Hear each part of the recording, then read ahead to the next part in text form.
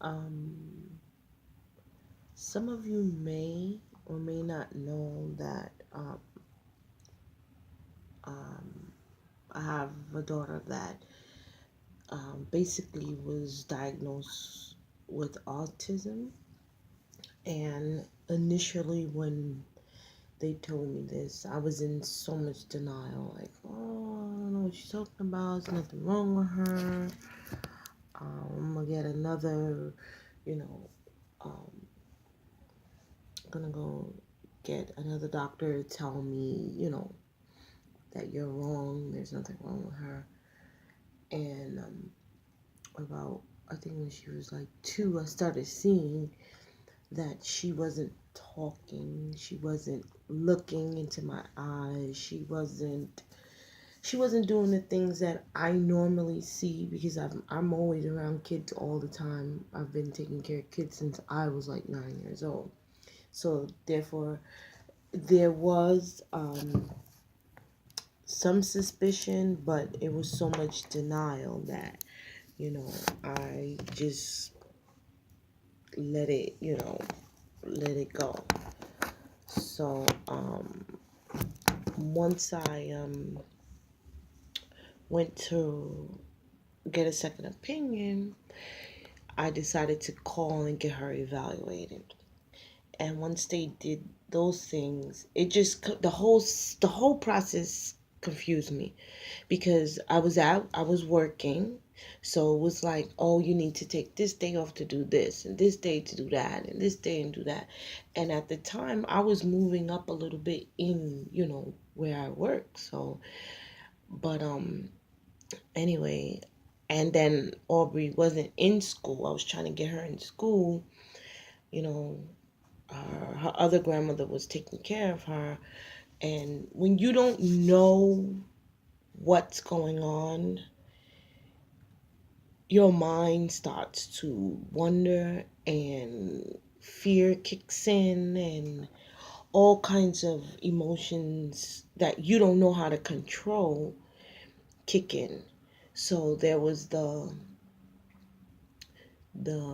disagreement between her and her father.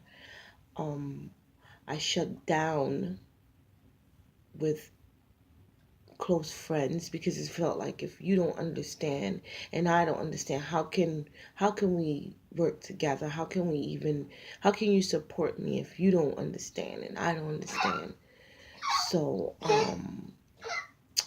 I got her into school, and I wasn't happy with the school because the school was like, I don't know, I didn't feel like she was getting what she needed, you know. And I can't be there because I had to work. So the days that I would go and observe, I was just like, she's not learning anything. You guys, and like it felt like what I didn't know about taking care of children and teaching them and developing them, they weren't doing. So when she aged out of that school, I had to find her another school. Now, all the while, I'm working now full time. So there was times I had to go to a special ed office and sit there and talk with someone and choose this school, take her to the doctor. On top of that, she had her legs were bow leg. That was another thing. And we had to get braces for her legs. It was just so much going on, and I wasn't prepared for it. And then I was having a little personal issue with Jamie because of, past situations of, we just weren't seeing eye to eye. My girls weren't happy with me because just a whole bunch of stuff. Brianna was acting up. It was just something that would probably anybody else would probably have a meltdown. On top of that, just my family was going through stuff, and it was just like I don't have any support. I don't know who to talk to. So then, while Aubrey's in school, she was getting therapy therapist was coming to the house.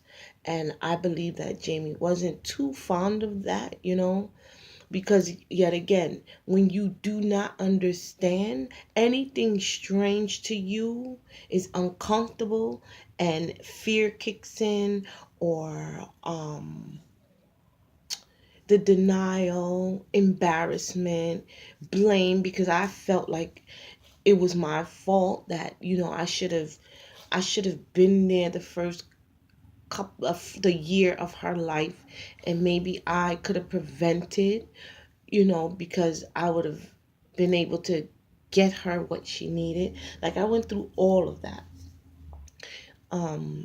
Also, when she had the therapist coming, I was so supportive of the therapist that we, till this day, and it's been 3 years now, we keep in contact with each other. She's always told me that I was like the best parent that, she's ever encountered. And I don't think she was just saying that because she allowed me to come to her home, meaning she had a playground. She lived on 92nd and Third Avenue, and she had a playground that, we used to do her therapy there, Aubrey's therapy, and at the playground.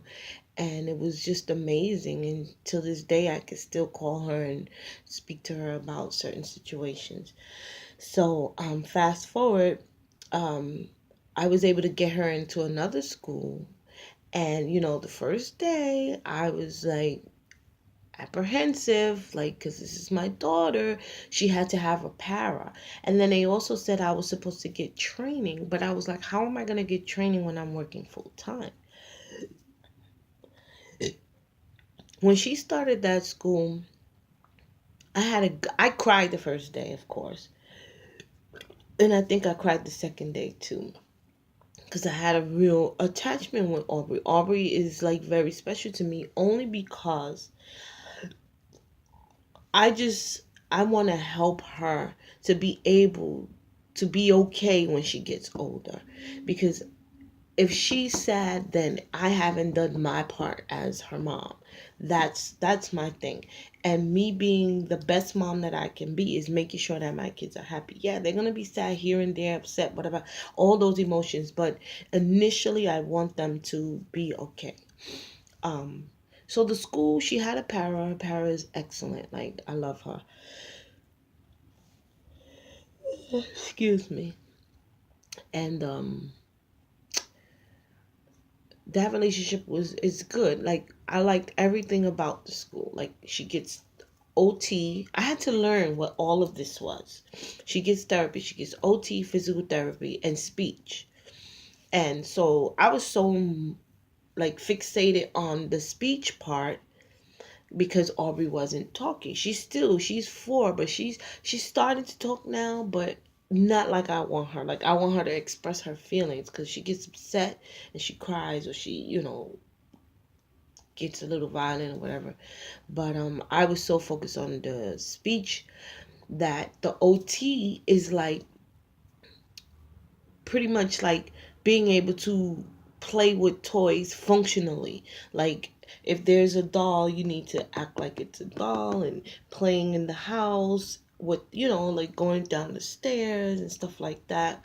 Um, Also learning how to open up buttons or put a bead inside. Like, these little things that we overlook are so difficult for a child with a developmental problem. Physical therapy, like catching a ball, throwing a ball, or jumping from one point to another, doing any obstacle courses, climbing, pulling yourself up, even the way she sat. She used to sit in the W shape, which they told me was not good, and I had no idea. So, now she can squat down and pick up stuff and play and things. So it was just a lot of having to really pay attention. And like I said, with a full-time job, how can you do these things, and deal with all of that? So I ended up she's in the school. She's in Kennedy school. She's pre-K. She's doing so good. She has a new para, but I love her too, because always old para and her are real close, and we're all real close. Like I told them that they're gonna forever be my family. Like I'm never gonna lose contact with them. Just like um Jessica, Aubrey's therapist that used to come to the house. Gonna keep in contact with her as well. Um, so fast forward, I ended up losing my job because they were like, "Oh, you're always late and you're taking days off," and I'm trying to explain to them, to this company, and I think it was more of a personal, because I began to get into a spiritual realm, like, God has a way of opening your eyes and making you realize who's in charge. We cannot do anything on our own. We have to put him first. And I was praying to him, but yet I was still thinking it's all on me. And that burden was so heavy, so heavy. It caused me to start having anxiety attacks, and my blood pressure going sky high. I gained so much weight, and I was just miserable with Jamie. Like I couldn't stand him.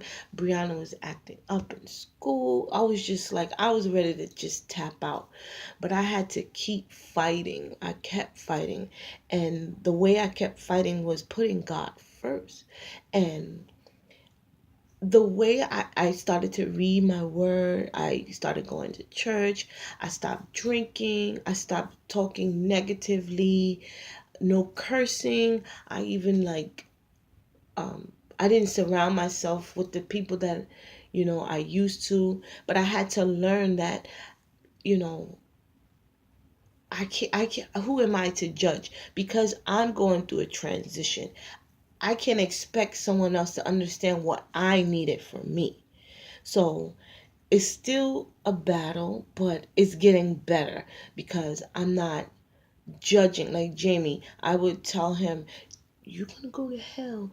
Who am I to tell him that? Like he's a good man, but it's just certain things he does I don't do. I don't care for, because I was in my zone, like trying to do the right thing. But like everyone says, God knows your heart, and if you put him first, everything else will just flow into place. So right now, um Aubrey's about to go to kindergarten. And mine, by the way, I lost my job that I was there for about 4 or 5 years. They let me go, but I was looking for something else anyway, and I found it, and it was I could say it was easy money, but I know that God has something in store for me. For me to go through all of this stuff, it's just like stirring. That job was so quiet that I was able to read my Bible, study, um basically pretty much be in church, because I would watch, like TD Jakes and stuff like that, get inspired. But one of my coworkers who sat next to me, this is God, you are funny. I still say God is so funny. He was like, he didn't believe in God. He didn't believe in Jesus. He was just this angry and bitter man, like just miserable. And another coworker, um, I don't know, she just liked to complain about everything. And I was in the point in my life where I didn't want to complain.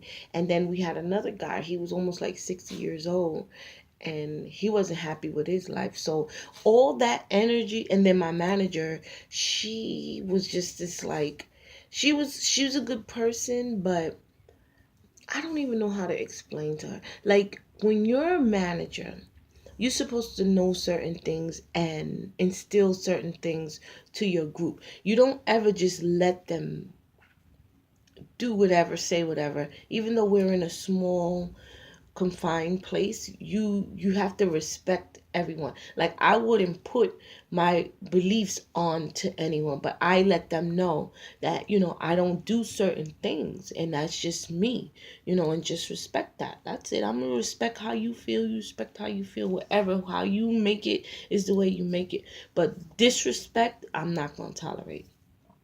So I used to have to pray day, every day. So finally, the guy left, and we got a girl that I used to work with. She's a blessing. I was so happy that she came on board, but yet she felt that that heavy energy, and she just had a baby, so she was like, I'm happy where I am, as far as life, but being in here, it sucks the life out of you. So for some reason, God put this position for crossing guard in my path, and I went through all the steps. Now, mind you, this job, I I was having issues with someone getting all me off the bus. Like, it was either I asked my mom. My mom is still dealing with her drug issue. My sister lost her apartment, so she was dealing with drugs. Hold on. Yeah, so sorry for that. Yeah, so he put in this crossing guard position, and I went through all, I mean, when I say I went through the whole shebang, I really thought I had the job, but this job was ready to let me go. And so before they let me go, I was just like, I'm just gonna leave. And they basically said when I get everything situated that I was welcome to come back. And when I left, this was May 13th, I believe, or May 18th was my last day. And going through the process of becoming a crossing guard, I don't know what happened, but I didn't get accepted.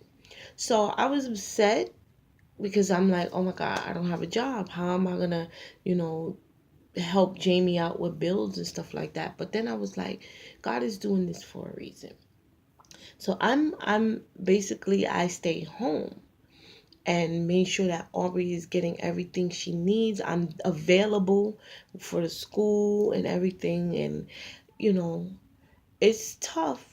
I want to go back to work, but I feel like God does not want me to go back to a job. He wants me to do what He had already instilled in me, and that's the development of children. Like, I love them. Like, I just watch them grow and teach them and play with them and love them, and that's what He fills me up with. So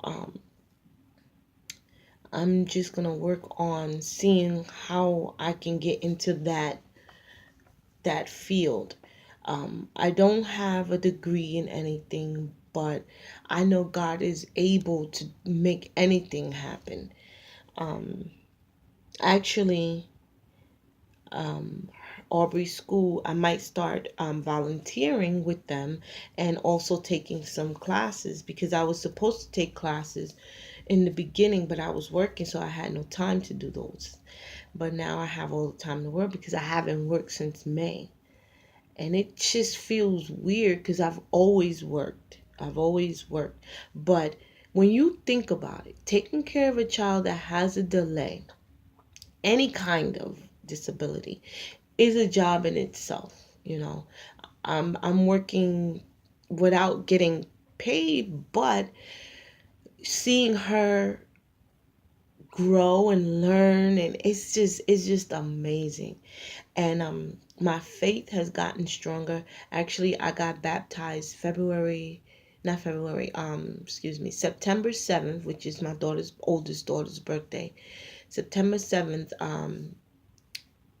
2015. Yeah. And that was such a amazing, oh, I still remember it. It was just amazing. So my thing is, God is first, foremost. I don't ever go to bed without giving him thanks. I don't ever wake up without giving him thanks. He's like my everything, and I'm thankful that whatever he's put in my life to make me seek him, fully, I am so grateful for, you know.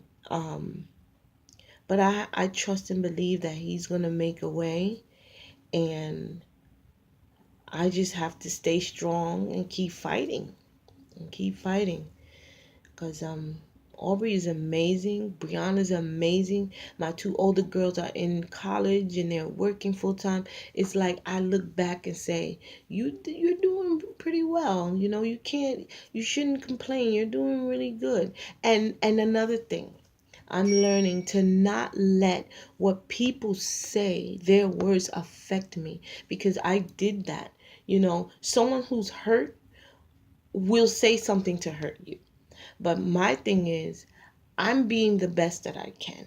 I'm not here to hurt anyone. So if I said something to hurt you, I'm going to be the bigger person and apologize, because I didn't mean for it to hurt you. But if it came off that way, I'm going to apologize and accept how you felt when I said that. You understand? I'm not going to be like, oh, well, that's your business. I don't care, because that's not right. People have feelings, and sometimes they don't understand the way you said something. So you got to take that in consideration, that they just didn't understand. Another thing, this new year, I made it a point to just appreciate Jamie more, because it's hard. He has a whole family that he has to take care of, which they say, oh, the man's supposed to, but some men are broken. He never had, like, he was always told that he was not anything. He's a mess up. He's this, he's that, and that affected him. And so I look on that, and I'm like, I'll never do that to him. I'll never feel, even if he says something to her that's hurtful to me, I'm not going to take it personally, because he's hurting. All I'm going to do is comfort him and just be there for him and listen to him, because I've been with him for 11 years, and we have this daughter. We raised Brianna with, and we just want to be happy, and um everything is gonna come to fold, because I believe that we're gonna be all right. He's a good man, and I don't want to let him go. you know he's always been there for me in every way. We just took a language test quiz, and my highest score was for, it's called physical touch. That's, excuse me, I'm so tired. That's my high score. And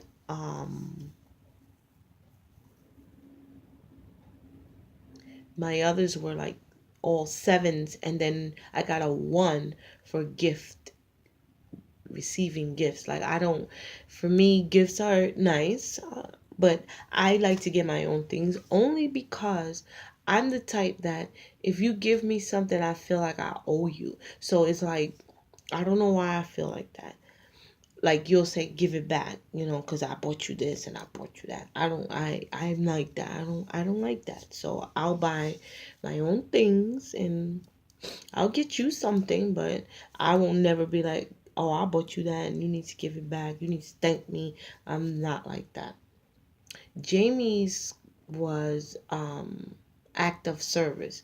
So pretty much me taking on household chores or doing something that he was going to do, that's me showing him love. I didn't know that. And also gift giving. He wants gifts. I said, okay, I'll start doing that. I mean, I've bought him stuff, but I'm, for some reason, God has humbled me.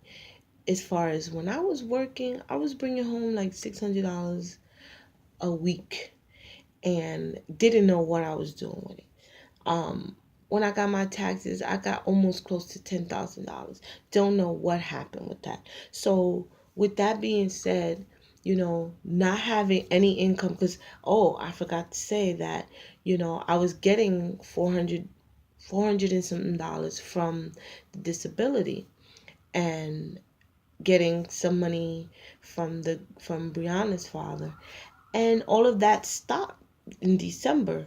So it was like I had no income coming towards me but what Jamie gives me, or what I asked for, because I don't he provides everything. I cook every day. I don't eat from outside. Any toiletries that I need, he always gets. But it kind of like put me in a real funk. Like, I'm not used to this, but God puts you in uncomfortable situations to make you stronger. So therefore, when I do start making money, or when I get my taxes, I know the importance of saving and paying bills and getting my credit up, so that we can move into a bigger home, and just be, I have a lot of things that I need to put into order, and God has humbled me, and I thank him. He's the best.